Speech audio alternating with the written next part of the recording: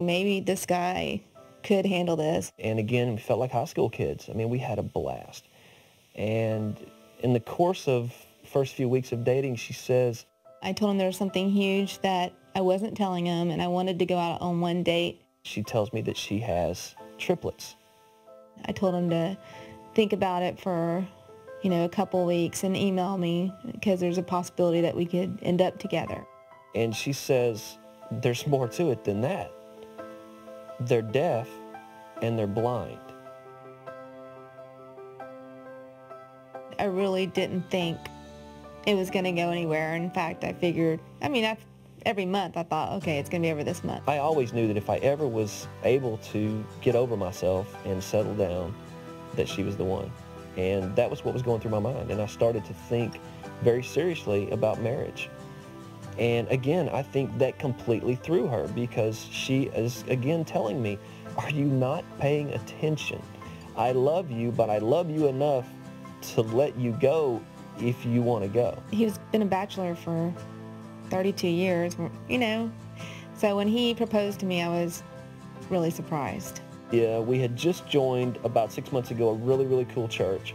And it had all these hip cats in it, and people were all about the presentation and the music, and it was like this big production. And I went to our music leader and said, hey, listen, I want to propose to Liz what I'd like to do to church. And he said, well, hey, we're having this marriage series, and at the end of it, why don't we do that? And I was like, perfect, the big ending.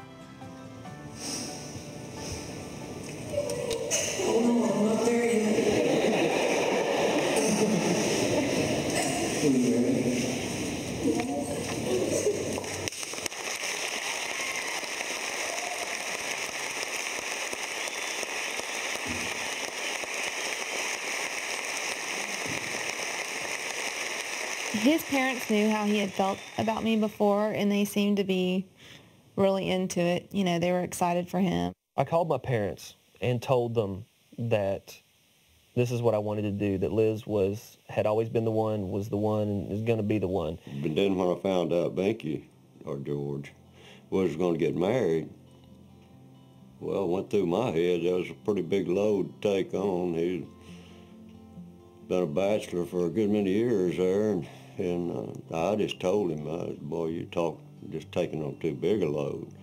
And I think I'd think about this. And then he told his mom that he loved her more now at that time. And he did back 12, 14 years ago. My story goes back further than that. When George dated her, this was his love from 14 years ago, she would come down to the house and we'd ride horses together. So we were kind of, it was a friend deal at that time, so I wasn't really shocked. And like I said, when he told us that day, he said, Mother, I love her more now than I did 14 years ago. I said, well, I guess you need to marry her. As soon as I say I do, I just got a built-in family right that second. I've got 5 other people in my life, and they're all girls. You ready? I now pronounce you husband and wife in the name of the Father, Son, and the Holy Spirit. George, you may kiss your bride. Just one.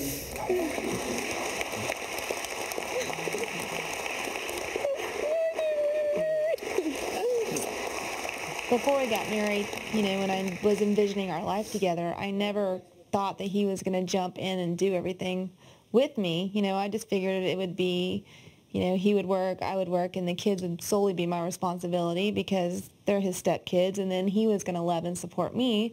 So my job of taking care of the kids would be easier to have somebody to fall back on. Because it was impossible for me to take all 4 kids out by myself because Zoe and Emma weren't walking. And having someone come alongside and help me go places with them was awesome. It was the first time I'd ever done anything like that as a family. People have just really, really surprised me with their insensitivity to the situation. In our newly enlightened, politically correct society, I don't know if it's just a matter of people don't want to see the Hunchback of Notre Dame out in public. I don't know. But it seems like that we're just made to feel exceptional and not necessarily in a good way. Before I take them anywhere in public, I have to make sure that I'm rested and that I'm in a pretty good mood because there's no way to show up incognito with these children. As soon as I walk in somewhere, people are staring at us, and people will pull their children away from my children as I'm walking through the mall. I've had a woman come up to me and ask me what I did to my children. You know, I've learned to have a lot of grace with people, but I still don't understand some of the things that happen to me now that this is a part of my life. I was really surprised that more people don't hold the door for us. People will kind of look at us and whisper to the others that they're with. I'll tell you what really pisses me off is when people make us to feel like we're a burden.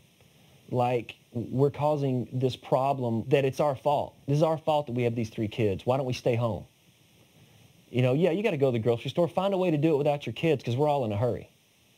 So I'm standing in line, and I've got one kid climbing out of the cart. I've got another one that's crying, and she's beating herself because she wants something to eat and drink and can't tell me.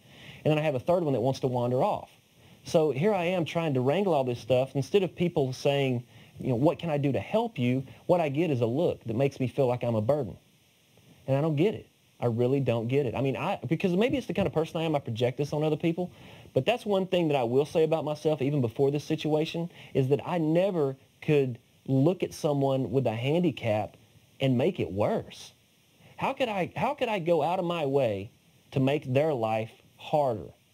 And I see that so many times in our life. I also think with my children, because they're deafblind, I mean, people don't even know deafblind is around anymore. And I think it's just that they're not educated. They don't understand what deafblindness is, what it looks like. I think people will try to relate to me because they can't relate to the children. Early social awareness found in books and writing often failed at showing persons that are deaf or blind as human beings.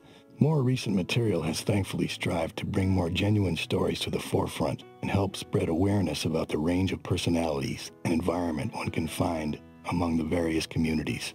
But deafblindness is unique, and its message has not spread to very many. What does society know about deafblindness? The streets of Houston speak for themselves. We ask the public, what is deafblindness? I don't really know anything about it. Very, very little. Not a whole lot, man, to be honest with you. Not too much, just pretty much what I see on TV. Not a whole lot. Not much. I know I'm really happy that my son can see and hear. That's pretty much.